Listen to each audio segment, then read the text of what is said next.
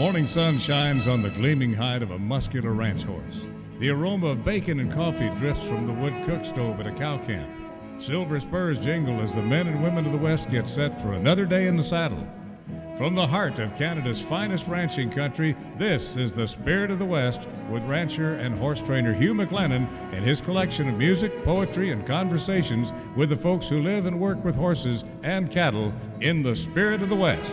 The beauty of the winter on the rangeland in Western Canada is something we've tended to overlook sometimes with visions of tropical beaches, taking our horses down south for penning and roping and riding in the Arizona desert. But as we navigate the snow-covered trails here in 2021, we'll look at what the beef industry looks like in the coming year on the Rangeland News. Is the beef cattle industry in sort of a holding pattern as far as herd size and beef production, or could the beef herd be in a little bit of a liquidation or a buildup? Baxter Black has a savvy, tongue-in-cheek look at the past election, and he draws a parallel to what happened in the barnyard. And even the resigned losers are telling him to get over it, to put down the signs and peel the bumper sticker off their hindquarters. And a cowboy we all know got a brand new smartphone for Christmas, and it came with a built-in GPS, and things didn't work out that well when he taped it onto his saddle and went for a ride. But that colt went right on bucking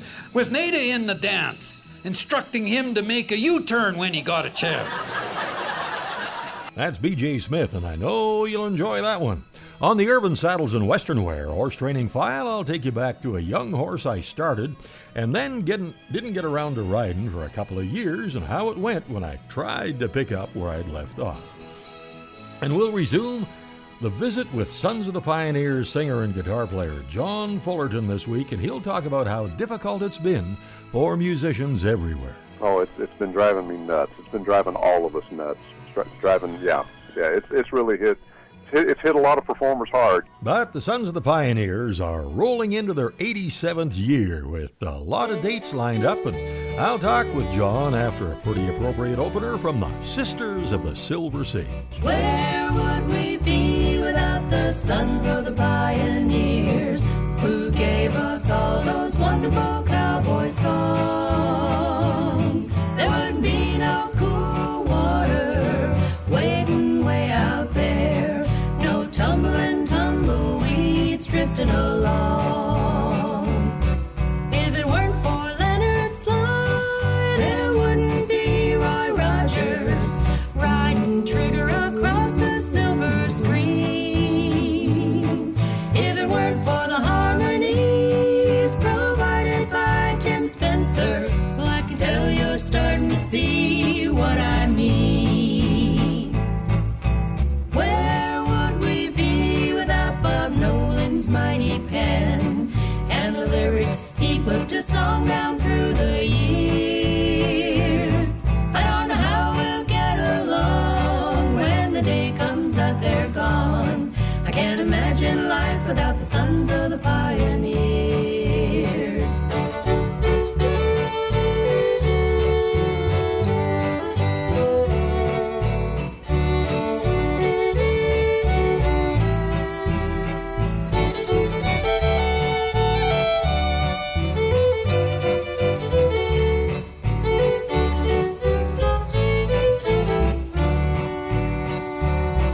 They'd sing and Roy would yodel those beautiful Western tunes, setting a standard for all Western bands. Lloyd Perryman, Tommy Doe, Still Warren, and all the others held the music of the West in solid hands. Where would we be without that Western trio sound that Roy and Tim and Bob brought to our ears? I don't know how we'll get along when the day comes that they're gone. I can't imagine life without the Sons of the Pioneers. I don't want a world without the Sons of the Pioneers. I'd say so long to the Red River Valley if there's no place on stage for the Sons of the Pioneers.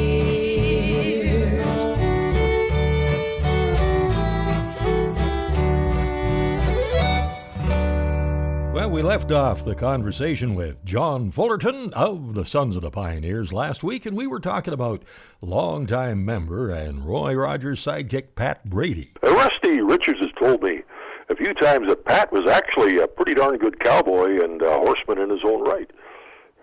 No doubt. No doubt. They all were back in that time frame. Every one of them were, yeah. Except maybe Carl Farr. Carl Farr was the one that always had the horse that always wanted to go to the stable first and was the one that was the most difficult to control. Is that right? The rest of the guys, from what I have heard, there were no issues, and they were very comfy to do horse scenes. Of course, the big chase stuff they always called for stuntmen, and they would all have stunt doubles. Even Bob Nolan had a stunt double at one time. But for the simple stuff, yeah, they rode and shot all their own scenes. Yeah. And now, fast forward to the 21st century, and you are living the dream, and you're right there on stage with Dusty and Chuck and Ken and Paul. You know, when you're up there on that stage, you got to be absolutely in paradise with those guys. No doubt, no doubt. It's just amazing. I honestly cannot put it into words to describe it. It's all six of us. Tommy's always preached to all of us about the importance of you've got to enjoy this music or you're not going to make it. And every one of us, all six of us, love this music so much. And as long as you've got that in place, it's going to last forever. Yeah, and you can tell. And, oh, man, I just love the way you play rhythm guitar. Holy smoke. There are chords all over the neck that I've never even heard of, that you're playing them, like, so fast. Man, did you have was Carl Farr maybe one of your mentors, although he played a lot of lead stuff, too, but where did you sort of pick up? Carl was a rhythm player, yes, definitely, and Lloyd too. I feel like I've got maybe the right hand of Lloyd Perryman going and the left hand of Carl Farr more than anything. Really? But a lot of my style is also a mix of Freddie Green, who used to play guitar for the Count Basie Orchestra. Those same progressions that I'm putting in a lot of our stuff, 90% of it is Freddie Green to a T. You guys must have, before you actually had this incarnation of the group, right up to speed and up and running. I can imagine the hours of rehearsals you must have put in. We spent a good amount of time in early 2018 when I came into the group, and Dusty came in basically at the same time I did. We were asked to join maybe a week apart, I think. Dusty got the call first, and then I got the call right after that. And we immediately went to work. And so that incredible tradition continues. And a unique song of the Sons of the Pioneers and John Fullerton's comments on it, When the Spirit of the West, continues right after this. Welcome back to the Spirit of the West.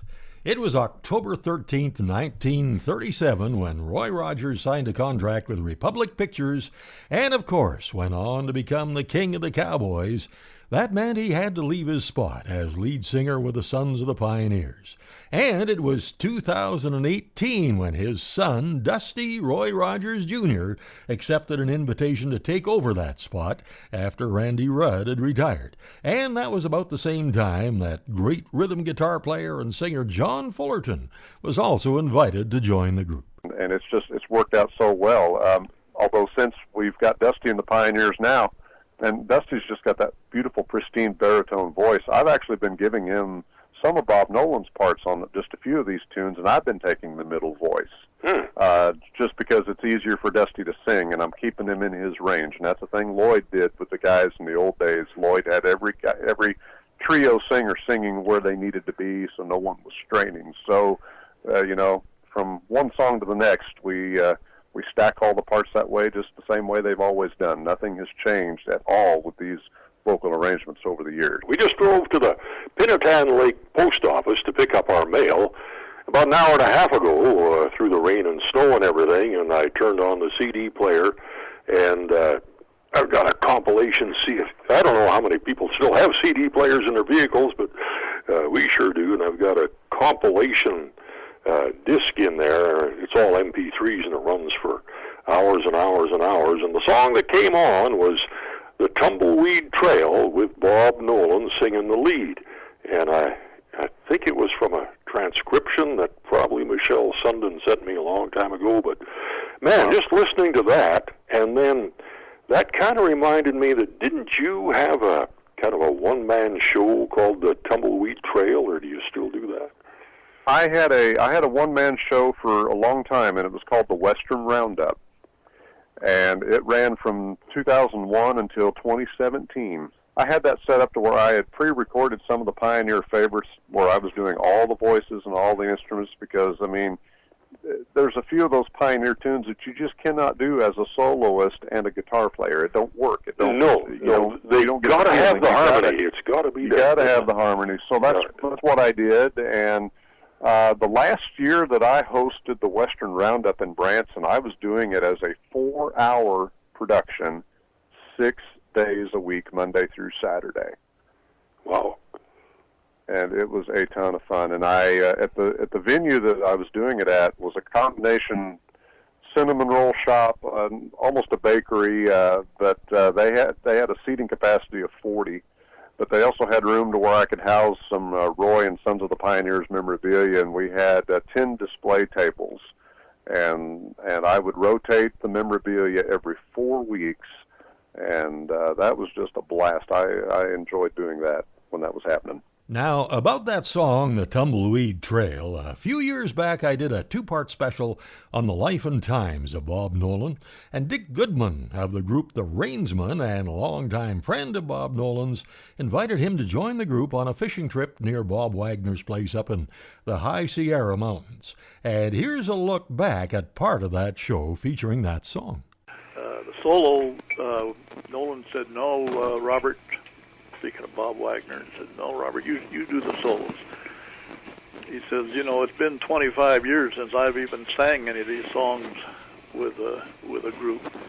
So he says, I'll just worry about my harmony part and you sing the solos. So the trio is made up of me on the tenor part and Bob Wagner on lead and Bob Nolan on the baritone. And now, thanks to Dick, you can hear part of that wonderful informal session, and I thought, now, wouldn't it make it interesting if the voice of Bob Nolan could introduce the song, just like he did back in the 1940s on the Sons of the Pioneers daily radio show? So first, the voice of Bob Nolan. It's the tumbleweed trail the roving cowboy follows, traveling with the wind, stopping where his fancy strikes, and then rolling on to something new.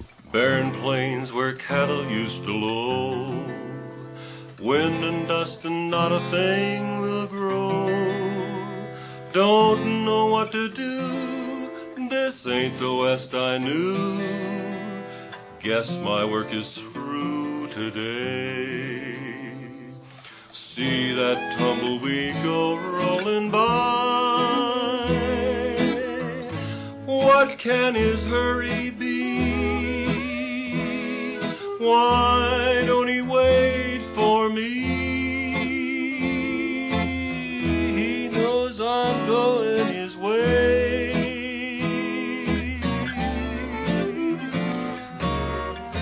Gone are the plains where cattle were lowing.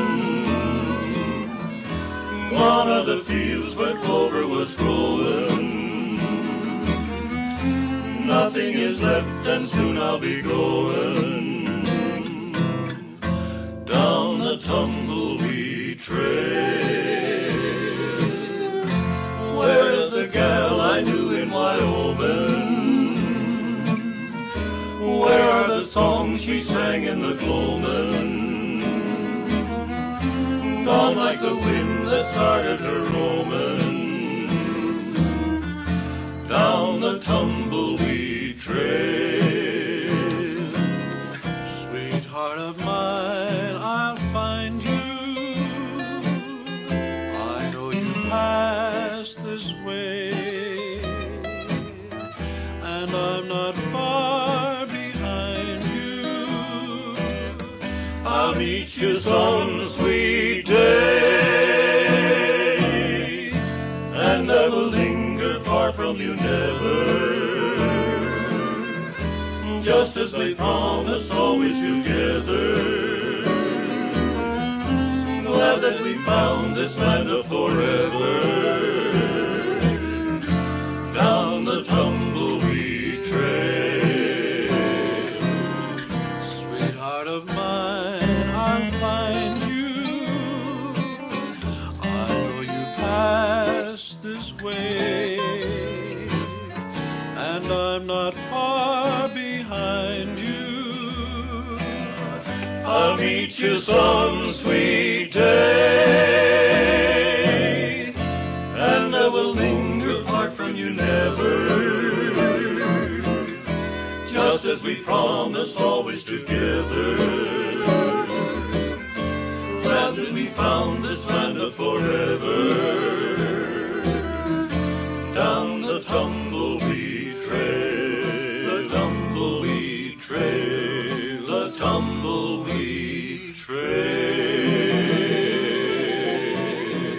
I almost look at Tumbleweed Trail as almost a sequel to Tumbling Tumbleweeds in a way, from a musical standpoint. Maybe not so much in the lyrics and the message that Bob was trying to get across, but the two are very, very similar. They are, yeah, and the just something about the essence, and it gives me the same kind of emotions when I hear each one of them. Yeah, absolutely. Were you? Did you ever have a chance to meet Roy? Almost. We we were in the same room together on several occasions, and what was funny about Roy and Dale, they would sneak over here, you know, for a Branson appearance, and give very little notice that they were coming. Of course, the Pioneers knew they were going to be there, but I remember one event in particular in 1995, right after we had done the big 60th anniversary celebration out there in Tucson, and Dale Evans had to be in Branson for a television taping that was in regards to her show on TBN. And so, in between filming, Roy and Dale came to the Pioneers morning show, and this is when they were doing 10 a.m. morning shows. That was back when Branson was so busy that Branson Entertainers were doing 3 shows a day. Well, the Pioneers were renting this theater and had the morning time slot. It was the only slot they could get. And 10 a.m. show. And we had been told, maybe a couple days prior, through one of the Pioneer wives, she said, "Hey, Roy and Dale are going to be here Saturday. You need to be here." And I said, "Okay." So my grandmother and my sister and I think it was, were the only ones that could get over there and on short notice and be a part of it. But after the show was over, I could not get anywhere close enough to them just to simply say hi, shake their hand, or anything. I wrote several letters to both of them through the years there when I was in high school. But personally, no, I never did get to meet Roy or Dale face to face and just get to visit for a moment. Coming up is Baxter Black, and he'll take us through the barnyard view of the election results. Another song I know you're going to love, and then the Rangeland News when the Spirit of the West continues right after this. Howdy, friends. This is Baxter Black on Spirit of the West with Hugh McLennan, and I'll be right back after this with a little peek at post-election stress on the farm. Your land is a legacy, a challenge from those who tended it before you to build on their foundations. At Corteva Agriscience, we understand what it means to be the stewards of a legacy. We embrace the challenge of building on the foundation of Dow AgroSciences to maintain your trust, to bring new solutions, to help you care for your land. See how we can help build your legacy at rangeandpasture.com. And for our Canadian listeners, just check Corteva.ca, the Canadian website. I first noticed a change in the animals on my place. One horse developed a sore throat. The new paint got colicky. The dogs lunged at each other's throats, and the cows seemed listless, less talkative. Post-election stress syndrome, I realized. The cows that were on the fence, independent, so to speak, are suddenly feeling ignored and lonely. They'd been coddled and catered to by those who held a partisan view. "Here, take my place at the bunk. Let me swat that fly for you. Please use my flat rock. I can wait." And now they're back to being outcasts. just simple-minded bovine who were dumbfounded that the party cows, who normally wouldn't give them the time of day, were treating them like cheerleaders. The horned losers are still grumbling about voter fraud, hanging cuds, and machine levers that were not cloven-friendly. And even the resigned losers are telling him to get over it, to put down the signs and peel the bumper sticker off their hindquarters. After the initial euphoria of election night, those who won are now suffering sand colic from swallowing so much propaganda. Goats are too tired to gloat, bulls are too tired to shoot it, and sheep are acting sheepish. Now they're facing the reality that their nominee won. Doubts have arisen. They campaigned so vigorously for their super horse and now have the niggling fear that he's really Shrek's donkey. The only one that seems to be normal is the old dog, Hattie. She listened to the yapping and the yipping and the howling of the javelina, the coyotes, and the prickly pear. Yes, prickly pear were allowed to cast ballots based on a Byzantine ruling that forcing them to prove they were citizens was discriminatory, and thus the mighty effort to get out the pear vote, which really counted twice. But through it all, Hattie stayed above the ruckus. No post-election stress symptoms for her. I asked if she saw the debates. The lizard versus the buzzard? She asked. Yeah, I did, but reptiles and raptors scare me. That's why I voted third party. Never lost a minute's sleep. I wrote in Purina.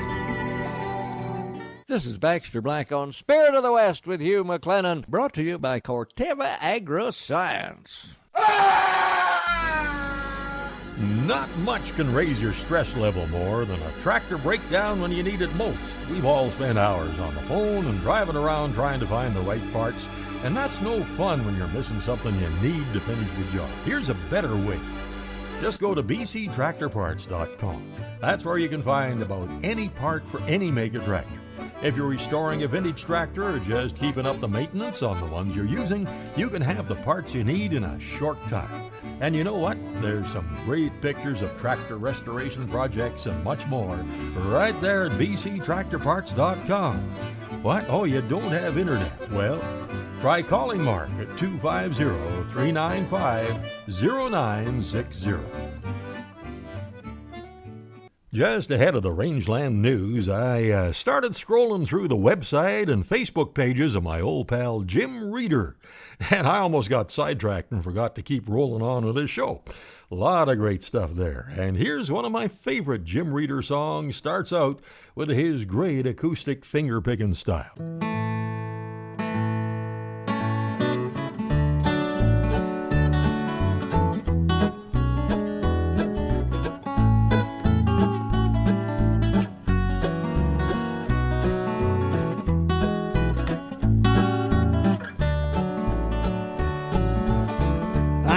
My music on the cowboy side. I've been itching for some picking at the end of a long day's ride. In the saddle all day, getting soaked by the rain. Maybe overnight those clouds will go away. This ain't no job for a silver spoon, but it's my life and I love the cowboy tune. Sing me a song with the guitar picking along, a little bit of fiddle and a whole lot of bass and a mandolin for sure. This life, it takes its toll. Carry me away, let's go. Music of the cowboy is soothing to my soul.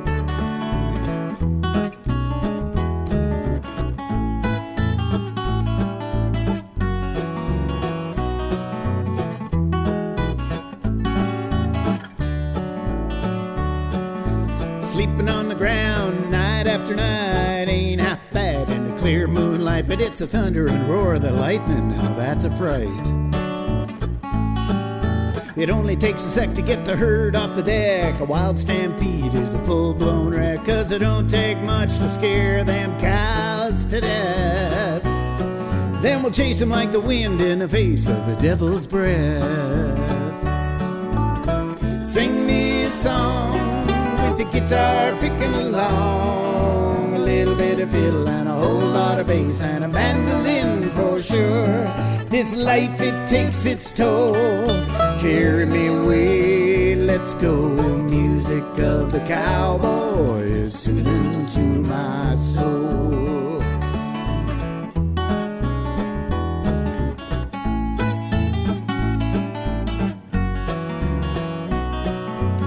And cowboy music really does soothe my soul.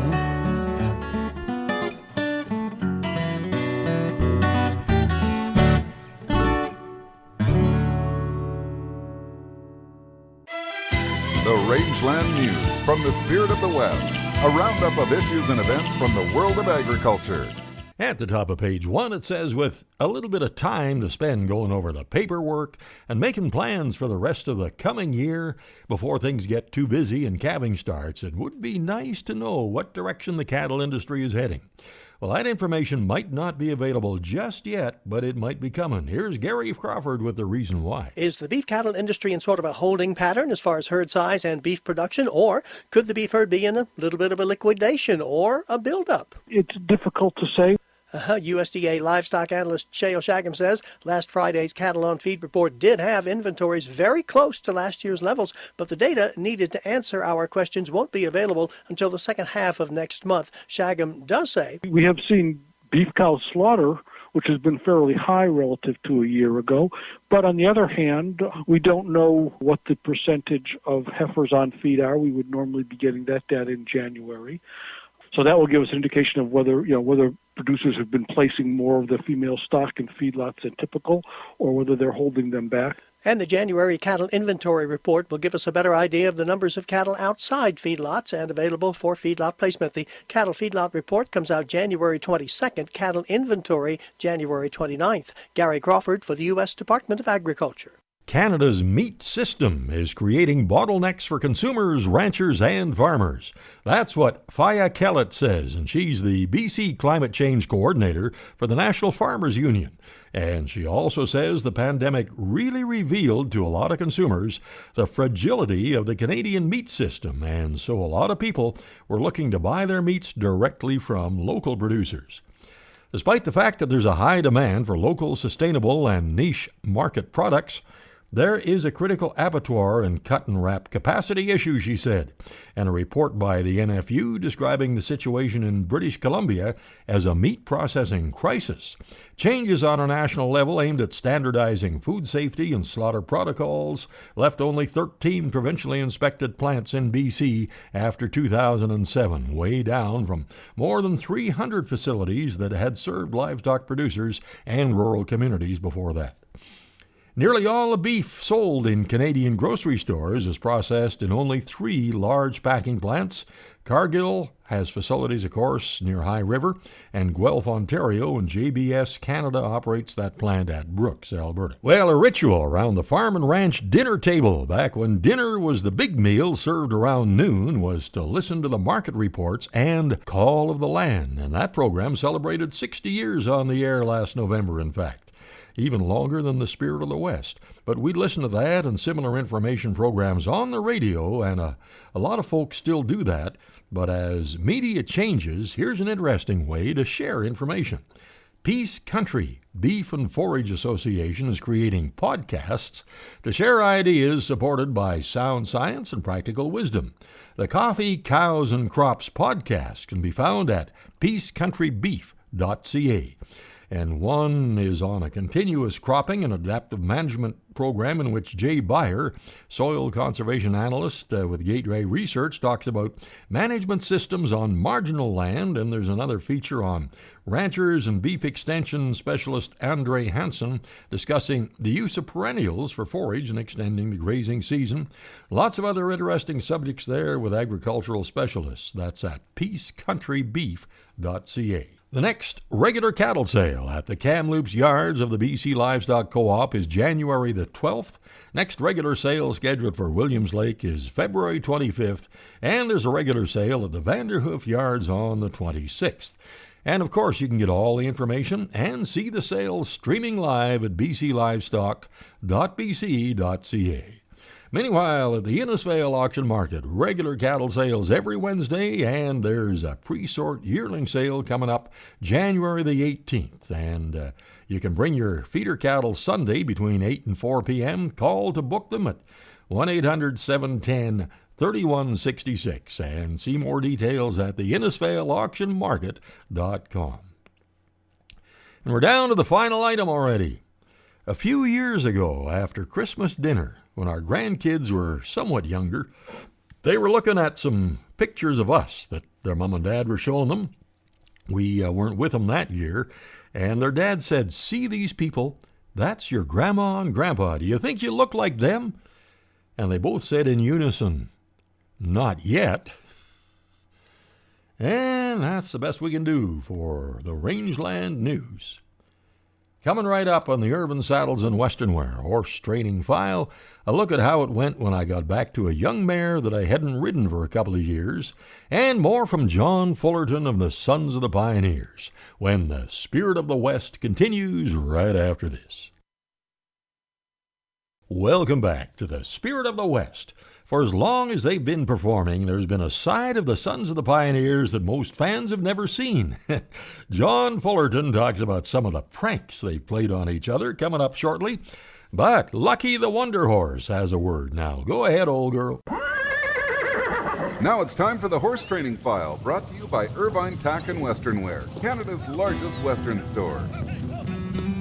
Have you experienced Irvine Tack and Western Wear lately? If not, saddle up and see what's new for the new year. Speaking of saddles, there's over 1,400 to choose from. Over 1,400. Family owned, always friendly, and get this, over 100,000 square feet of selection. Irvine's has all the big names you're after, like Wrangler and Ariat, Cinch, Cruel Girl, and more. They're open 7 days a week. Exit 305 off Highway 2 by Crossfield. Canada's largest Western store. And you know, a lot of people are finding out how easy and how much fun it is to shop online at urbansaddles.ca.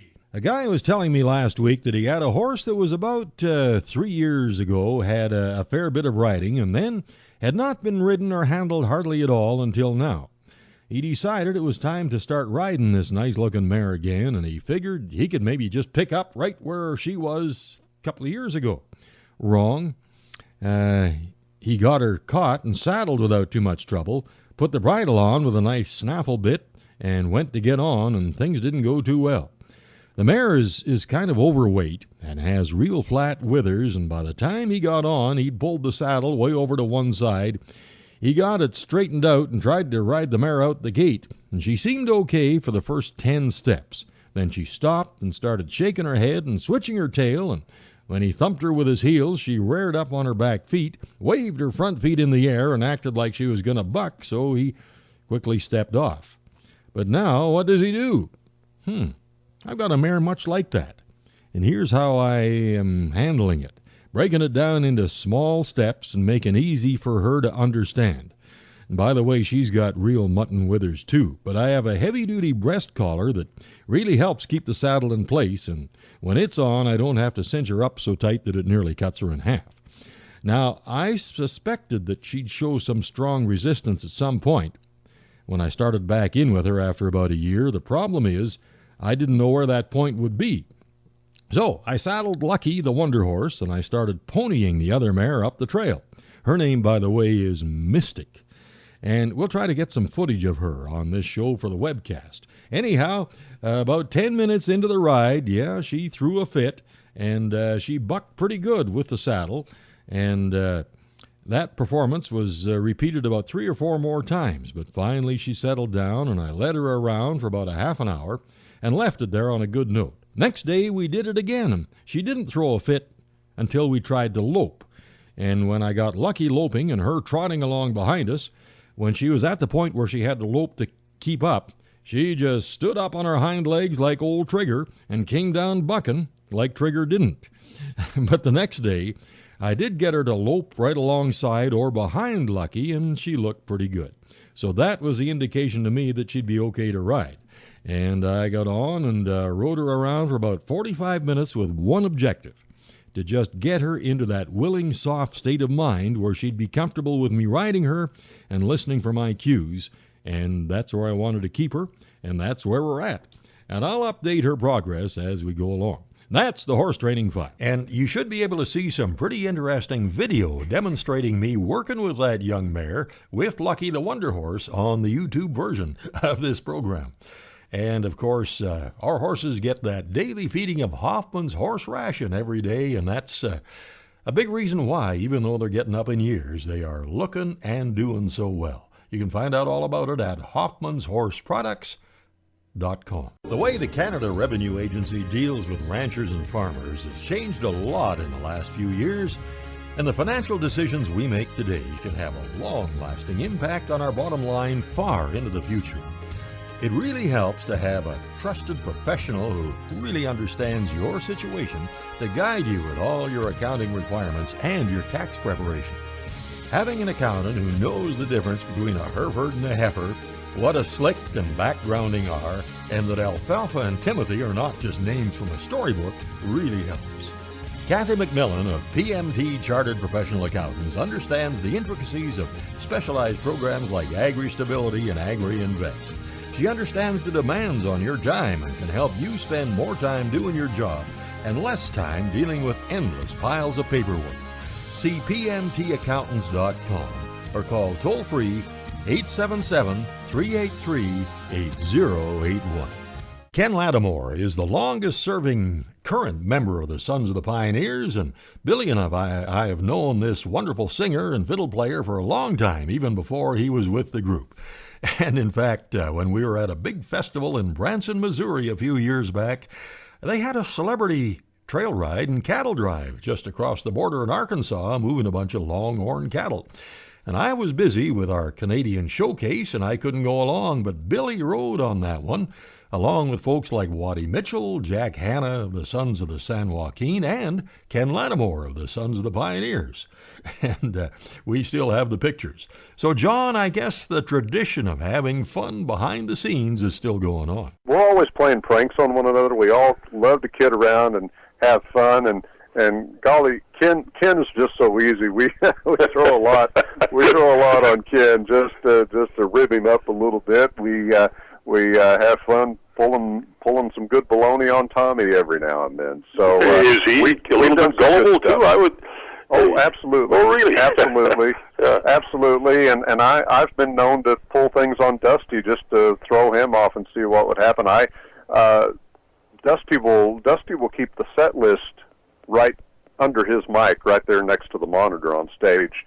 And if ever I have a chance just to pull one on him, and April Fool's Day was always a great day to do it if we were working, I would always switch the set list out or put the second half on top or just something to see if he would ever notice it, or reverse his pages if ever something that he had lyric notes made, just to get some good fun going, and he would always handle it so well. So yeah, we have a lot of fun. We really do. Every one of these guys get along, and we are family, and that's what is so precious about all this. We all just love one another, and we enjoy being around one another. We really, really do.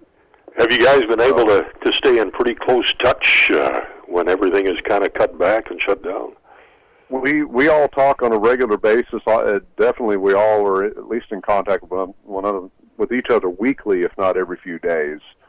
Oh, that's kind of nice because there is nothing like the feeling you get from a responsive, appreciative audience and the energy that comes back. And I can't imagine how much you guys are missing that now. Oh, it's been driving me nuts. It's been driving all of us nuts. It's really hit. It's hit a lot of performers hard. I've talked to another of other performers who are in this same business, and there's been some long-standing groups that also have had an incredible longevity in this same field of music that have had to let every one of their musicians go and start over from scratch. It's been a really sad and tough year for so many in the music business. Oh gosh, yeah, it really is. I know we've been doing stuff on YouTube and Facebook, and with the technical wizardry of a guy that does some production for us, we're able to, do songs with 3 or 4 different parts and 4 screens, doing it all, and it's kind of fun, but it's just not the same as when you're live and when you're together. Right. And right. So. Right, and a lot of folks have asked if we could try that, and I think it would be extremely difficult. I just don't think we could get I don't think we could get it to stick together and be the perfect match, and all of that magic would be gone. I just don't think it would work.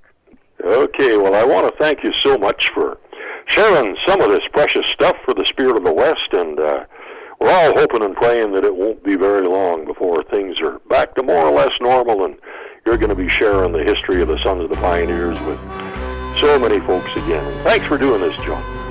Thank you, Hugh. Absolutely. Would love to visit with you again anytime. Let's do this as often as possible. Just one more time, let's gather round the campfire and share those fond old memories we hold dear. With fiddle and guitar, we'll lift our voices and we'll sing the songs of the Sons of the Pioneers. And I can still see them rolling along, searching for cool, cool water. Empty saddles are still waiting way out there. And when there's blue shadows on the trail of that last roundup, we'll be singing the songs of the Sons of the Pioneers.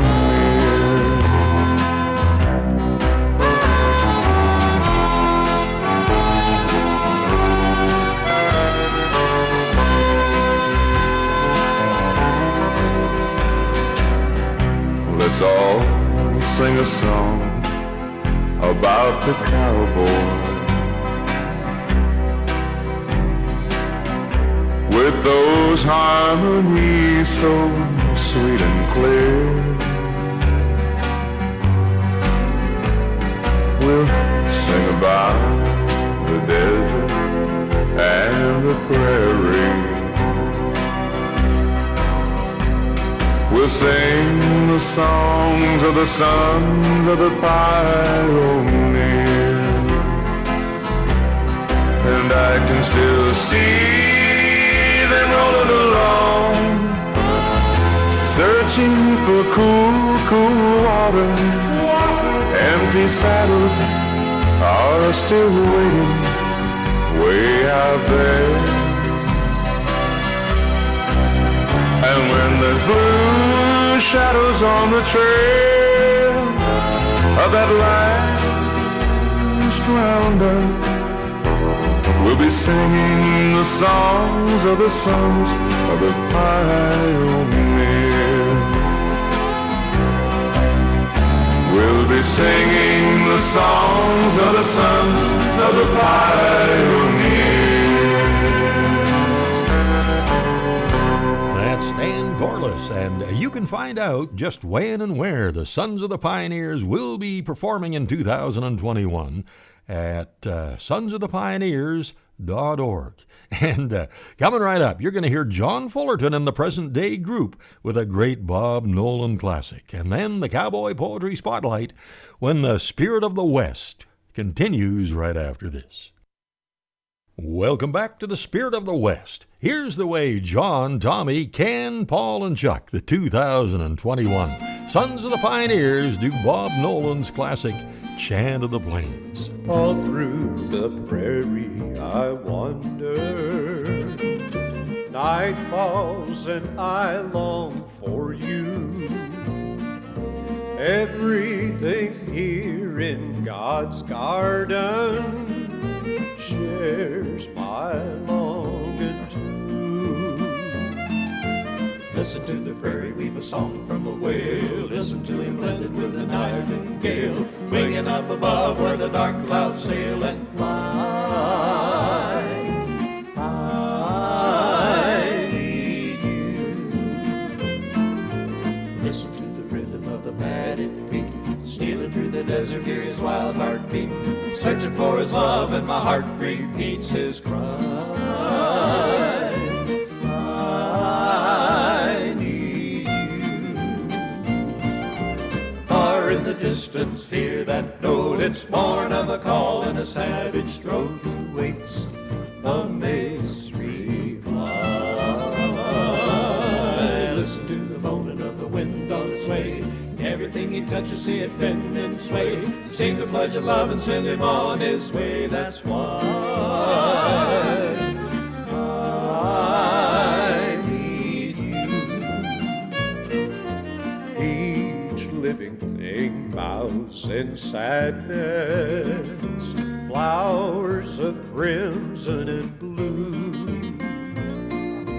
They need sunshine for smiling. Darling, I need you. Listen to the prairie weave a song from a whale. Listen to him blended with a nightingale, winging up above where the dark clouds sail and fly. I need you. Listen to the rhythm of the padded feet, stealing through the desert, hear his wild heartbeat, searching for his love, and my heart repeats his cry. I need you. Far in the distance, hear that note. It's born of a call in a savage throat who waits a mate's reply. Listen to the moaning of the wind on its way. Everything he touches, see it bend and sway. See the pledge of love and send him on his way. That's why I need you. I need you.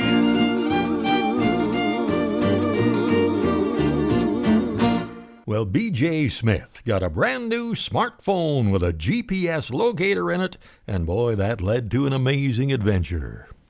Well, years ago, I knew a gal that was pretty handy with a string of pack horses, and she was out of the Rocky Mountain country as well, and Rocky Mountain House, and I thought if this little rig is half as good as she is, why, I'd be in good hands. So I named it after her. See, Nada is my GPS. Rides up on the dash, guides me down the highway so I won't have a crash. She seems to know what's up ahead before it comes in sight and tells me when it's timely to turn left or turn right. She knows how far I have to go and when I will arrive. Maybe when to merge a bit on highways that I drive, and then she shows me pictures of roads and streets and zones. Her voice is sort of digital. Never changes tones, but I figured she'd be handy with me on the trail, especially at the skinny spots way up there in the shale. She'd keep me on the straight and narrow and never get me lost, and I'd be glad to have her no matter what she cost. So I taped her on my saddle horn. On I turned her switch, 'cause they told me at that gadget store she'd work without a glitch. Well, it could be the colt I rode was maybe green a tad, but I figured that with Nada, why, how could this ride go bad? Well, that's when that unfamiliar, unexpected female sound caught that colt's attention, and he promptly left the ground. Well, along about the 7th or the 8th leap in the air, Nada's voice got muffled by my derriere. Now, straddling a saddle horn is never that much fun. So I scouted out a landing spot for where my ride was done, but that colt went right on bucking with Nada in the dance, instructing him to make a U-turn when he got a chance. And then everything went silent, sort of in a hesitation, so Nada could inform us we were at our destination. Now, don't get me wrong, I wouldn't badmouth Nada just because I'm short a bit of hide and the noise my rib cage does, but I figured she was pouty as my pain began abating when she told me quite sarcastically, she's recalculating. Nada. Thank you.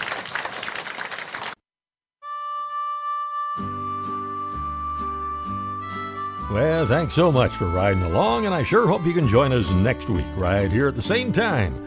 And as always, thanks so much to our support crew, Mark and Kathy McMillan, and I hope you can check out the YouTube and podcast versions of the program. Just see our website, hugh-mclennan.com, for the links. If you enjoy this program, I know you'll love Canadian Cowboy Country Magazine. Subscribe online at cowboycountrymagazine.com or call toll-free 1-800-943-7336. Till next week, I'm Hugh McLennan. Hope to see you down the trail somewhere real soon.